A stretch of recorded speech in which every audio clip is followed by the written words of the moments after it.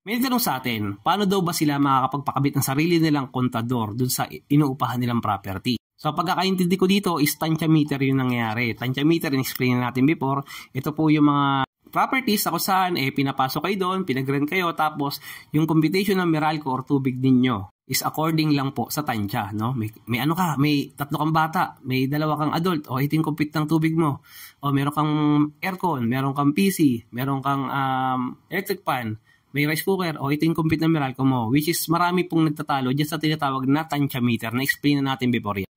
Ang pinakamaganda po talaga dyan is magkaroon po talaga kayo or mag-request kayo na magkaroon kayo ng sariling submeter. So basically, di ba sa isang bahay may main meter ng Meralco or tubig, sa baba nun magkakaroon kayo ng sariling linya, sa dulo ng linya na yun merong submeter. Yung meter na yun ay yun yung magbibilang kung ilan talaga yung nakukonsume yung per kilowatt hour dun sa property na yun. Magkakatalo na lang talaga kayo kung magkano yung rate ng landlord mo dun sa per kilowatt hour. Which mas maganda po talaga bago kayo mag-rate is na pag-usapan na ho yan. Kaso ka lang nasa gitna na ho kayo ng sitwasyon, tsaka kayo magpapakabit niyan, medyo komplikado po yan, lalong-lalo na kung di nyo maggusto yung terms and agreement ng another party.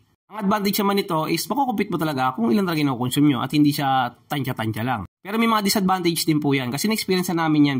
Number 1, kailangan mo kumuha talaga dyan ng certified na electrician, no?